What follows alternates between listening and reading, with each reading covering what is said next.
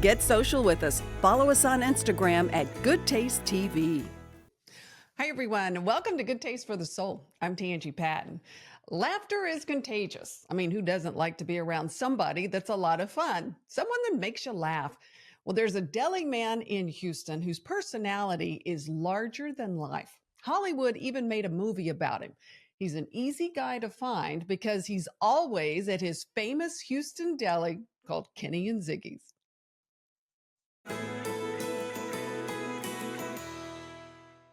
Okay. Well, Ziggy, I'm very excited to welcome you to our podcast. When we decided to do a podcast, true story, your name was one of the very first that popped in my mind. Well, I feel honored. I feel honored by you saying that. That's very nice. You know, Well, we always love doing your show. well, I always love working with you, and our viewers always love finding out about you. And that's what I wanted to talk to you a little bit about. We've got some great fun cooking segments we're going to show our viewers with you, but I wanted to share with them a little bit more about you and about delis in general, because is it just me, or do you think a lot of us have a preconceived notion of what we think a deli is and what may be called a deli that we Right. go to where we live may not really be an authentic deli? Well, I definitely think things have changed. If you grew up in the Northeast, especially in the New York area, a delicatessen to you was a traditional Eastern European style Jewish deli that served corned beef, pastrami, and matzo ball soup, and all of the other stuff like that. You know, the other delicatessen would be like an Italian deli, you know, that had all the Italian cold cuts. But Right. but New York deli, as everyone knows as New York deli, is the traditional corned beef and pastrami. So, but over the years, because the lack of people have become, you know, more morphed into the fabric of the United States. So you have less your Eastern Europeans. The menus have changed. You do still have the core stuff like the soup, matzo ball soup, the sandwiches, and some of the other stuff, but other things have evolved into it where it's becoming more and more Americanized, per se. And there's fewer and fewer of them too, right? There aren't that many delicatessens left. Now, we are as traditional as they get. We're probably the last of the Mohegans that has probably the most extensive Jewish menu there is. Now, even though everything's Jewish, remember, most delis in the old days were either kosher or they were, you know, not kosher. Most of the places also that were kosher did only meat only, and then you would have other restaurants that did dairy only. But in the kosher style places, we do meat and we do also dairy. So So in that's my what place, Kenny and Ziggy's is kosher we are a style. kosher style store. We have both dairy stuff and meat stuff. We have everything. We got You over do. 400 items on our menu. Yeah. You know, I don't know if you have a menu nearby, but the menu is massive and everything I've tried on it. yeah, well, You've got one. one of my waiters is going to hand me a menu. But you're right, it is pretty big. There is no Well, doubt. There is no everything doubt. about Kenny and It Ziggy's is big. yeah, like this, it's huge, and it's live. If you don't find it at Kenny and Ziggy's, it doesn't exist. That's true. I used to tell people, I said, if it's a food item and it's on our menu, it doesn't exist. But I've it is definitely quite large, and a lot of delis today don't have that type of menu. The newer ones, they have a more of an abridged version where it is smaller. It's almost like the Houston's, you know, like how Houston's has a very small menu. It's like that. yeah. It's like that. Well, it takes a lot to run a deli with a menu that size. And once you go to Kenny and Ziggy's, you'll see everything is bigger and better. This deli, it, to me, seems quite large. And Yeah. the kitchen, I would think, would be anyone's dream kitchen come true that has a restaurant. It's quite impressive, and there are people working almost 24/7. I mean, it's constant It's because a, every you guys do it all original scratch cooking. we do all original scratch cooking. I mean, the corned beef and pastrami is made in house. We have a very big bakery. We make all our desserts and stuff Yeah. in here, and we also bake for 70 other restaurants. You know, bagels are fresh every day. I And it's mean, breakfast, lunch, and dinner. yes, It's not absolutely. And it's the full deal. you're right, and we're here, and you can get anything. Look, from steaks to stuffed cabbage to kasha to just a grilled cheese sandwich if you wanted. Yeah, We have something for everybody. you really do. And in addition to the wonderful food, and it really is, it's so good and so well done. Uh, Part of the attraction, Ziggy, a large part is you. Oh, that's nice Your of you to say. personality. No, it's That's true. Your you personality, know, you're incredibly genuine and you're hilarious. someone said larger than life, and Yeah. I think, and that was my doctor this morning. He told me we have to lose some of that largeness if I want to continue to have life. Well, it's also nice in a symbolic way. You are larger Right. than life I am. in every way good. I heard a funny comment that one of your relatives made about you that they called you a displaced sperm. Yes. Yeah, Explain because that. I'm a bit of a throwback in the sense that, you know, look, when I was a kid, I didn't hang around many contemporaries. Most of the people I hung around now was 70, 80 years old, and I guess I was more on their generational wavelength because I Well, didn't know maybe any an better. old soul. I think I'm the person that made the comment about the displaced sperm said you Yeah, were an 80-year-old Jew in a 10-year-old's body. yeah, that's true. That's absolutely. I mean, look, I've always been older like that. I laugh because I have two girls, and one is 8 and one is 9, and I got news for you. When they tell me this singer, that singer, this dress, that I like what happened to my world. I don't know what happened. I feel like like that movie when they got one of those cavemen and they defrosted him or whatever it was, and then he's like, "What the hell's going on over here?" I don't. Well, it's all part of the charm. It really is. How in the world did you get into the deli world? Because I'm not sure you got into it as much as the deli life was in your blood. Yeah, no, yeah, I mean, I am third.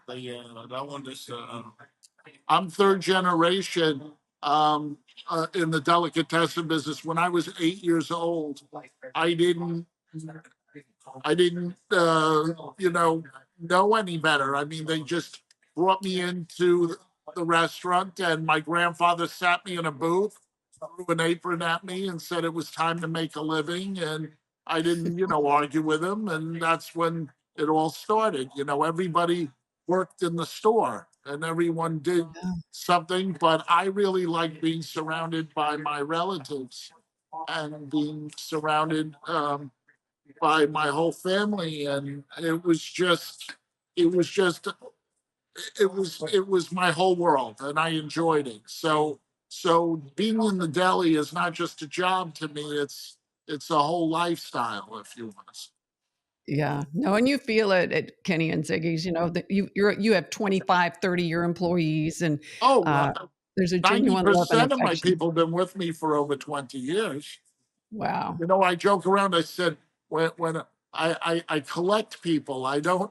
When you come in, you know, you joke around. It's like La Kosha Nostra over here. You become part of the family. You don't leave. But nobody dies. No, no one died. It's a friendly family. It's a great thing. Well, but And, we and but we've had some employees that have been up in their 80s that we've had to wow. retire. We have not, but stuff happens. Sure, life happens, right? So you were very close to your grandfather. Did he teach you to cook, or was it? Yes, he taught me everything. My grandfather was the best. He was the best cook, bar none. Every single thing he made had such flavor, and that I mean, people, you know, he was synonymous with that. And I'll never forget, when we would come over the house, he would cook, but he cooked so much extra stuff because it was amazing how many people just stopped in just to Oh, eat. But being in the restaurant, he taught me how to do everything. And I'll never forget, he taught me the most valuable lesson. He said, these purveyors, he said, one mother had them all. And he said, you see this guy? He seems like a nice guy, but he's a gonif. That means a thief in a nice way.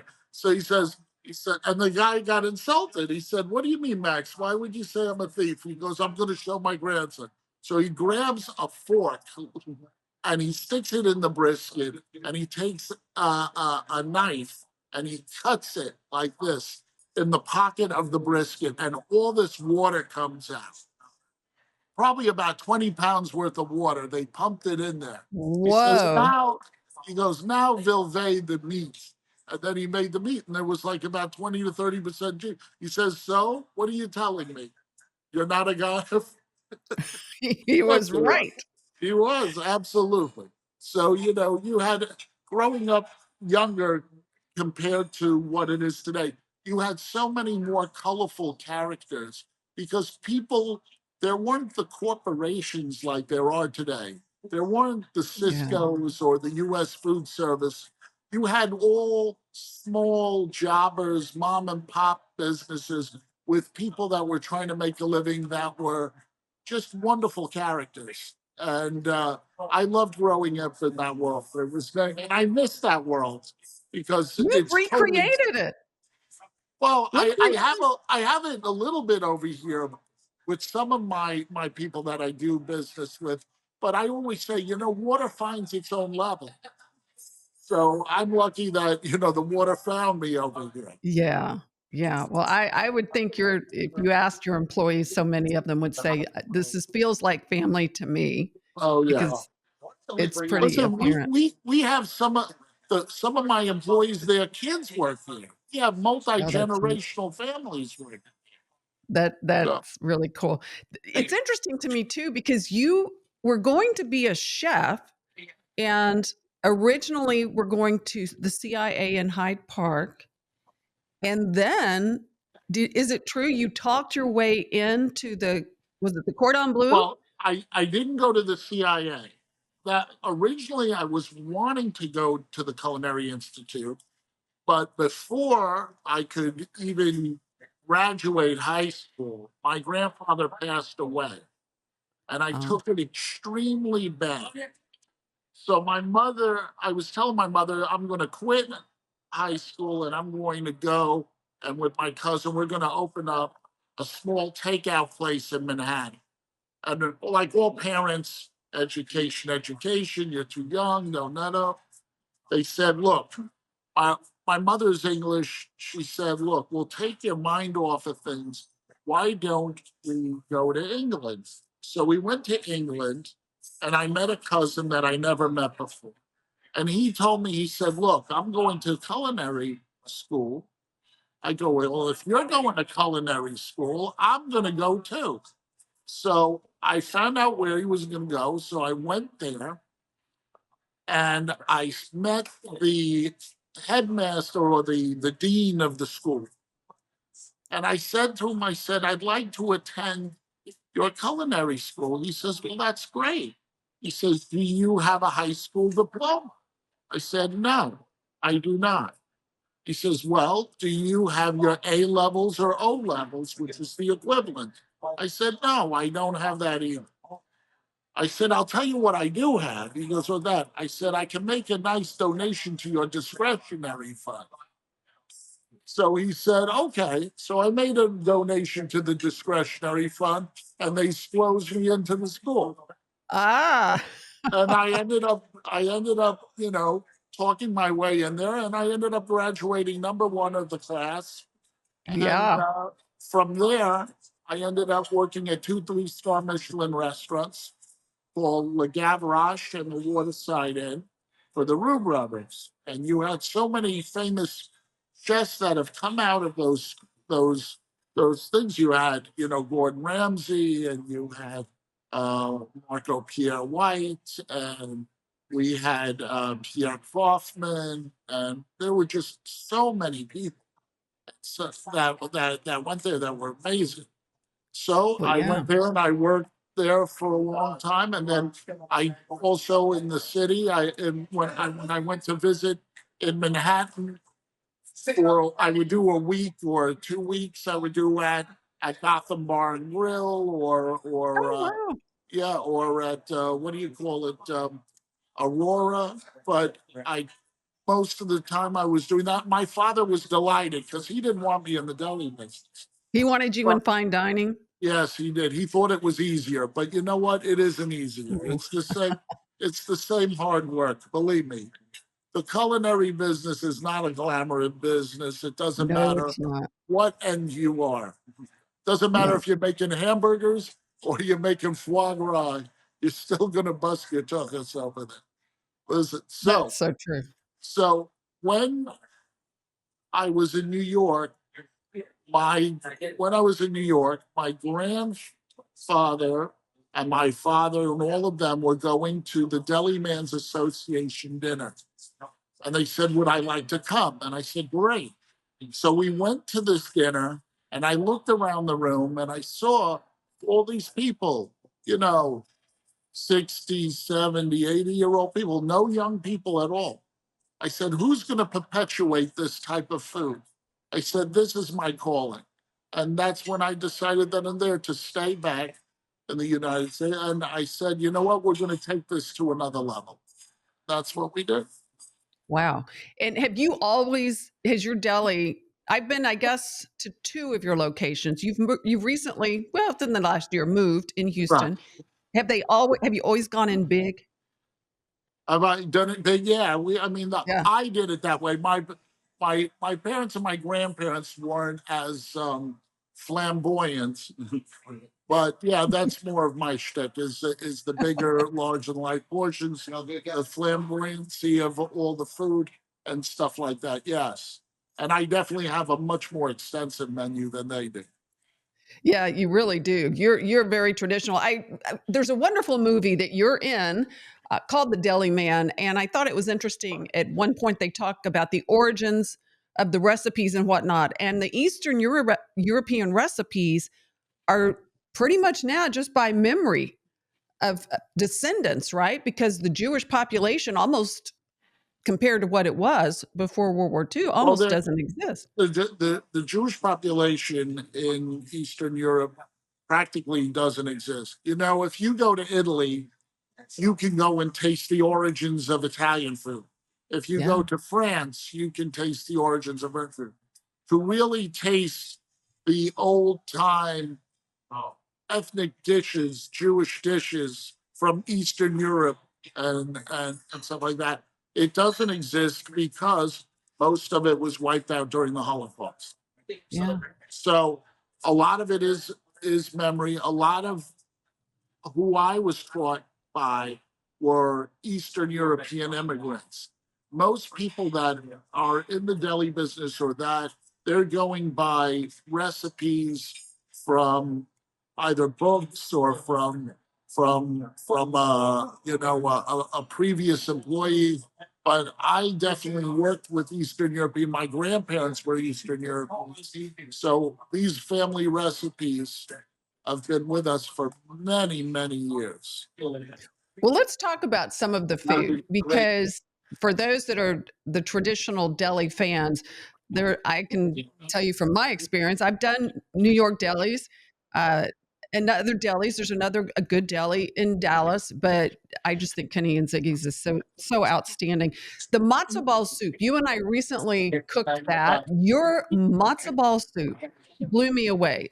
It's definitely the matzo ball is a big part of it, Right. and yours were the first matzo balls I've ever had that I liked. And we're making your famous matzo balls. Now, these are near and dear. We sell a lot of matzo balls here. Now, you know our chicken soup is famous.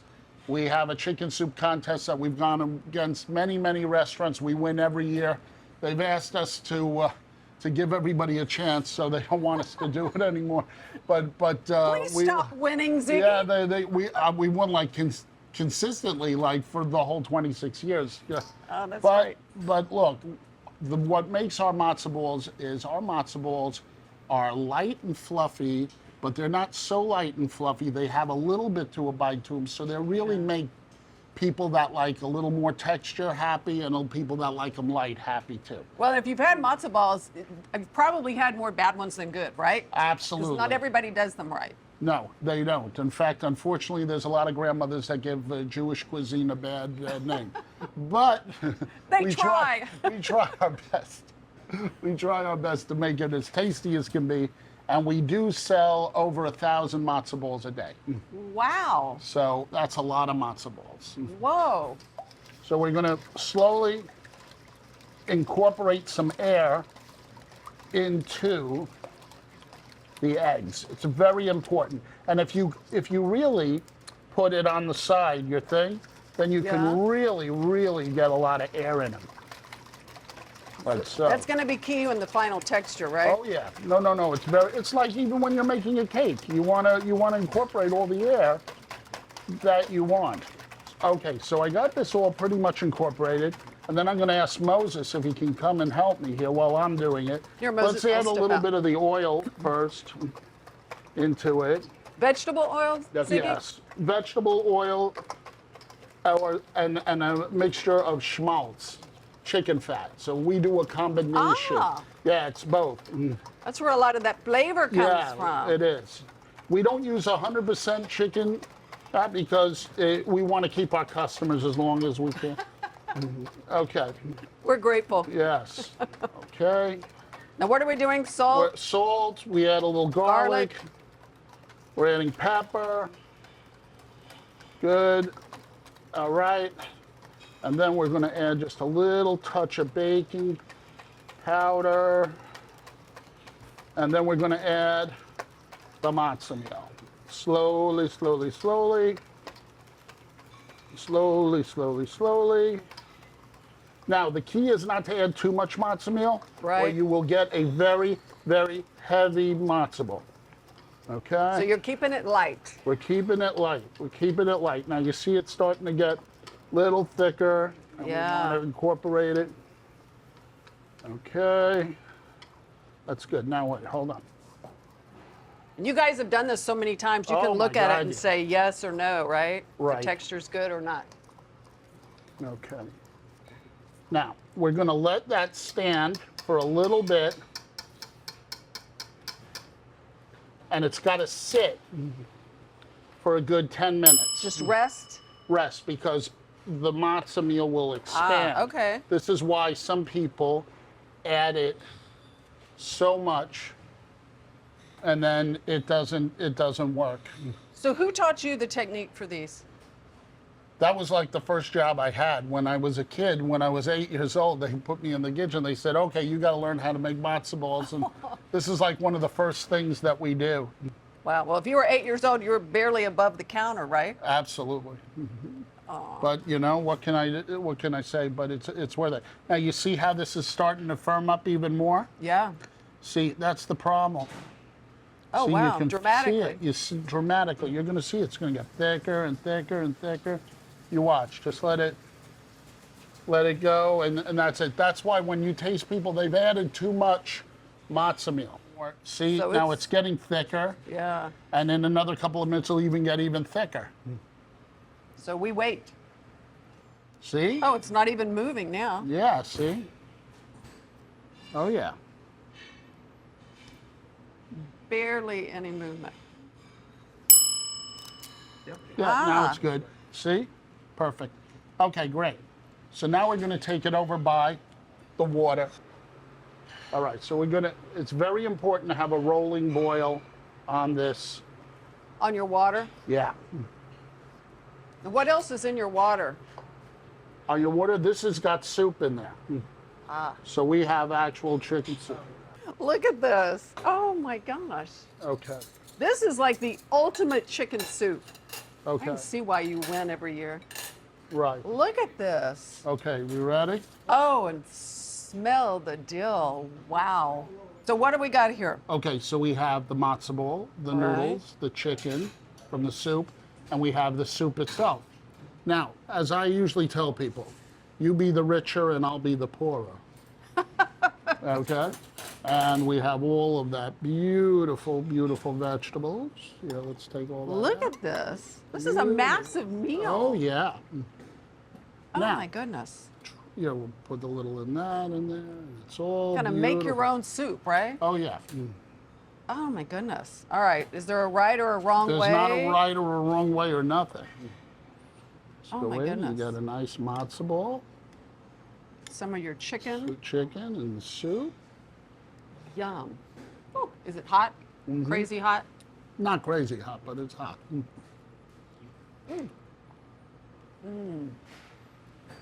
That is so light.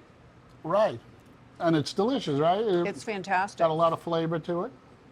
I can't nice. get over how light it is. It's delicious. love Some it. people that make it too heavy. That's fantastic. You know, we Now have, you know why, because they Yes. put too much matzo meal in. well, and the process, take the time to do it right? Right. Get lots of air beat into your eggs and cover it when they're Yes. doing their thing in the So water. they're nice and smooth. That is so good. I would have never, wasn't what I was expecting. Okay, I'm sorry. I have to have another bite. Ziggy, we have done hundreds, I don't even know how many, cooking segments. It's the first time I've ever done matzo balls. Really? Yes. Oh, great. I love it. With the master. Great, thank you. I'm That's glad. And as we always say, I tell everyone, my balls are bigger than anyone else's in Texas. We're Kenny and Ziggy's, what can I tell you? Everything's bigger. With the soup itself, it's your typical chicken soup. Now, with the chicken soup, key is you got to use a lot of vegetables. You got to use really, really good, big, organic chickens. And the key ingredient is you got to put chicken feet in there. You put Really? chicken, yeah, because chicken feet, not that you're eating the chicken feet have a lot of flavor and collagen. So you leave it in there when you're boiling it up, and it gives it a lot more richness, the soup. Okay, well, the soup is wonderful. It's almost crystal clear. I mean, it is so, the flavor exceeds the color of the broth. You know what I'm saying? A lot of times you Yes. can associate a stew or something with a thicker broth, and you know the flavors coming from, because you see it before you Right. taste it. But with yours, you see these beautiful fresh vegetables in there, and it's just Well, it's wonderful. fresh and it's rich and Yeah. it's in Yiddish they called it the golden yach, the golden broth. Yach means broth, so that's what it is.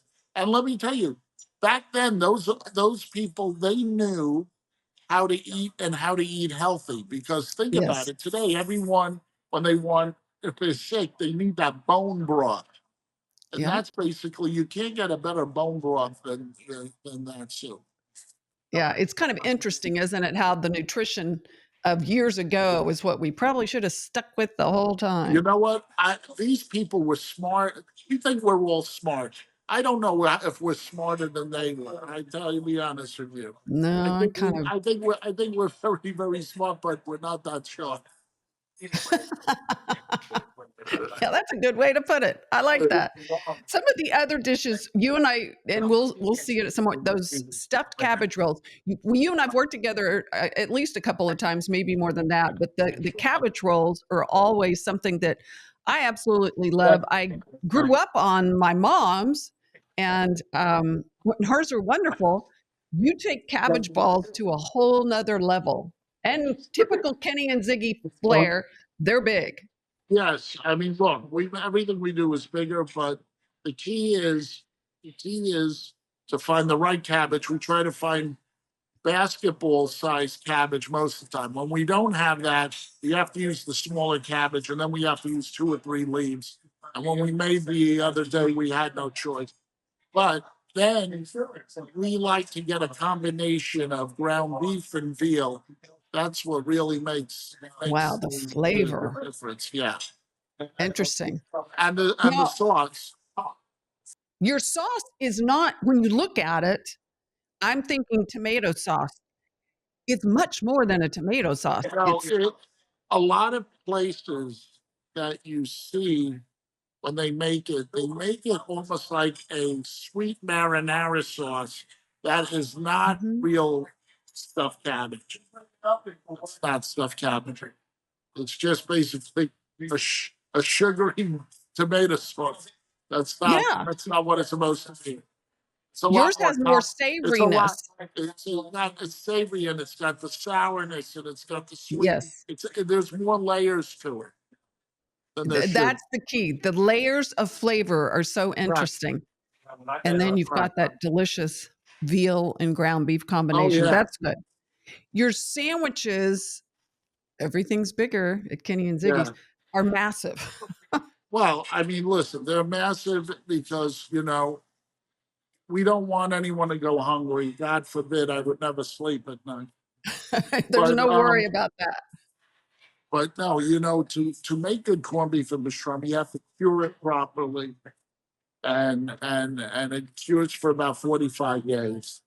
And then with the pastrami, which we only use navels and plates, you have to rub that with the right seasoning. And then when you do that, you know, you what do you call it? When you do that, it just makes something magical. Oh, your pastrami is incredible. Yes. That sandwich, something so simple, you know, is so amazing. The pastrami is incredible. And then that rye bread, I mean, that's amazing. It really is. It's just soft and fresh and flavorful. And with the caraway, see, we will not do seedless bread here. We will only use bread with caraway seeds. Makes a big That's the difference. flavor, right? It Yeah, makes all the difference in the flavor. You've got another sandwich there, and it's on the menu. It's quite fun, and I'll mispronounce it. oh, Zegalabetsy. the Zeligabetsky, the Yeah, sandwich that's bigger than its name. it's massive. So that sandwich is about 4 pounds of meat. It's on Whoa. 8 layers of rye bread with Russian dressing, coleslaw. There's some peppers in there. There's some Swiss cheese, and it is tall. And the whole thing is, if you eat the whole thing itself, we throw in a piece of cheesecake. How many people have been takers and winners? We have only had probably in all the years I've been here, and then in another store when I first started it, I think we've only had about 5 people that have actually finished the sandwich. I cannot imagine. I would think an athlete, maybe someone that Well, the needs only to eat. person, there's one person that ate 2 in one sitting, Oh my and gosh. that was Shaq. Shaq ate 2, and that was when I had a store on Sunset Boulevard called Ziggy G's Delicatessen Restaurant. And that's when he was at Miami Heat. He was young then. And he ate 2 of those, and I was in shock Yeah, that I went to him. I said, you know what? Take a whole cheesecake. And if you've ever seen one of our cheesecakes, it's a 12-pound cheesecake. It's 3 inches high and 12 inches, it's massive too. it's a lot. So he called me an hour later and said, man, that cheesecake was great. I ate half. I'm not, Oh my god. yeah. So he goes, he was a good guy that way. He was really good. Oh, And we've been friends ever since, God, for over oh, 30 that's years. cool. So he was a repeat customer. Oh, he comes in anytime he's here. Anytime he's followed me from Los Angeles. Anytime he's here in Houston, he comes in to eat. Oh, that is so cool. Well, maybe it's your food that's part of the secret of his success all those years. Well, I think he's a pretty sharp guy, and I think he's very nice, and he's talented in many different ways. He's very, very good. Well, it's and so is your food. The cheesecake, I have to throw in a plug for you on that. It's delicious. And one piece, there were four of us recently that had lunch with you guys. There, one piece was more than the four of us could eat. They're I'm massive sure. and they're good. I'm It, sure. that was a good cheesecake for sure. I absolutely loved it. So you've been doing this a very long time. What is it? Yeah. And as you said, this is not an easy business, whether you're running a deli, a coffee shop, or a fine No. dining restaurant. None of it is easy. What keeps you going? Two things. First of all, my kids like to eat. So, and they like a roof over their head. So if I don't work and I don't like that, we ain't going to be able to feed them and have to live. So that's number one, my kids. Number two, I like to make people happy. I Yeah. like people to be happy. And if I can do that and conjure up a memory of, say, maybe a lost aunt or a lost grandmother when they're eating my food, I really did my job properly. So Oh. if I can do that, I'll be very, very happy if I. What goes through your mind when you're cooking the food? Because I know you're in the kitchen a lot. Yeah.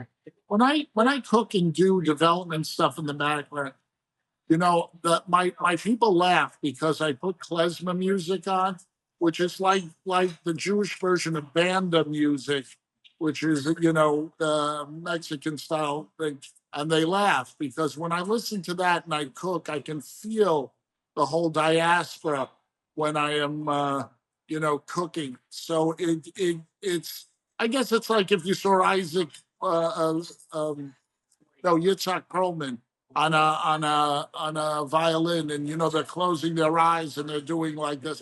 That's kind of like when I cook. I feel that. Does it is it a comfort feeling for It family is a and comfort. It's a whole encompassing thing. It is. It's the warmth of your ancestors that you can feel around you. You know.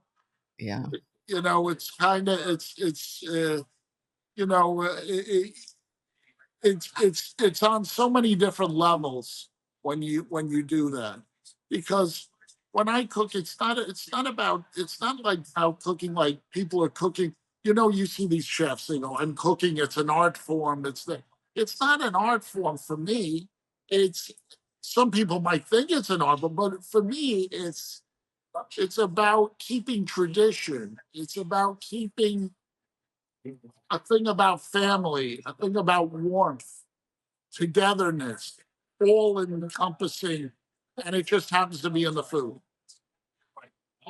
That's great. What is the biggest compliment a customer's ever paid you? The biggest compliment I ever had, and it made me cry, was when I first opened up here in Houston. There was an old man that came in a wheelchair, and he ordered a piece of stuffed cabbage, and he was eating it, and all of a sudden, I heard he was like wailing. Tears were coming down his. And I thought there was somebody did something wrong. So I asked him, I said, is everything all right, sir? Did someone do something wrong? He said, you just don't understand. I said, what? He goes, I haven't tasted stuffed cabbage like that since my mother. And the last time me and my mother saw each other was when we were in Auschwitz. And I was Oh, on one side and she was going to the crematorium. oh my When I gosh. heard that, I burst out and cried. If I can do that to somebody, and I can conjure up a person at the time he was in his 90s, a memory like that, that is the biggest gift Mhm. that anyone could say and I could ever give to someone.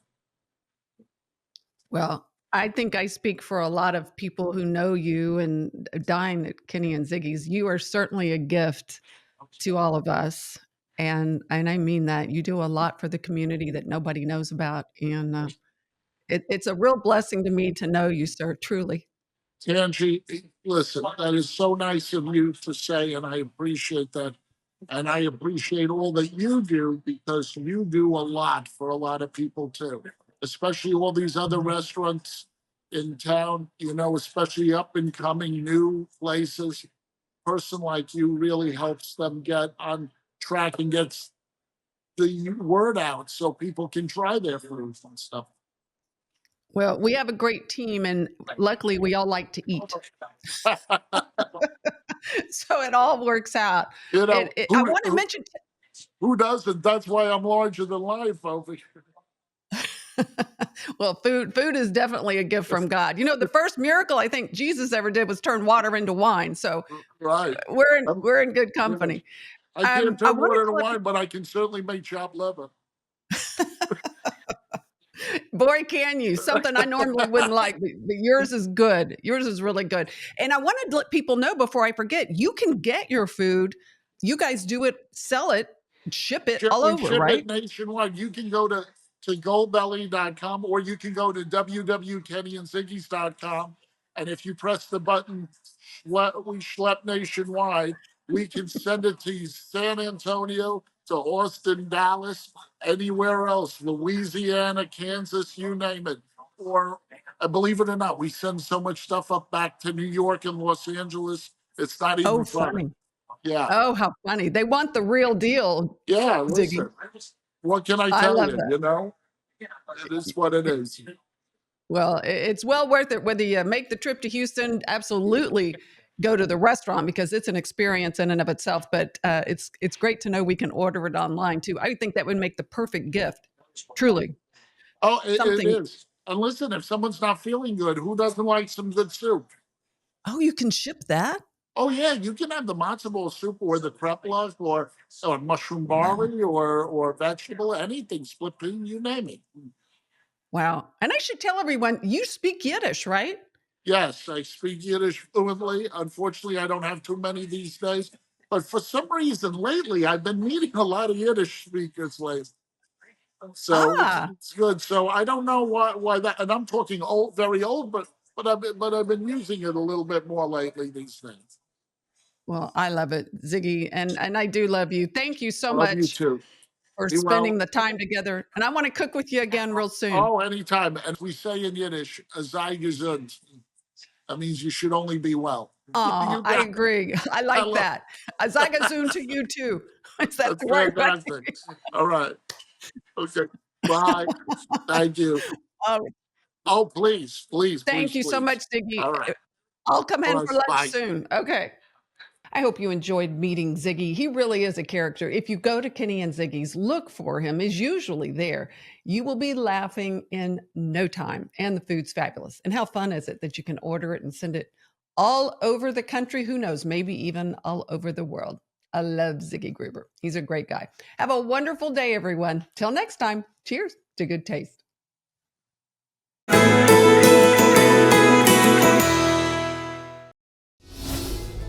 Get social with us. Follow us on Instagram at Goodtaste TV.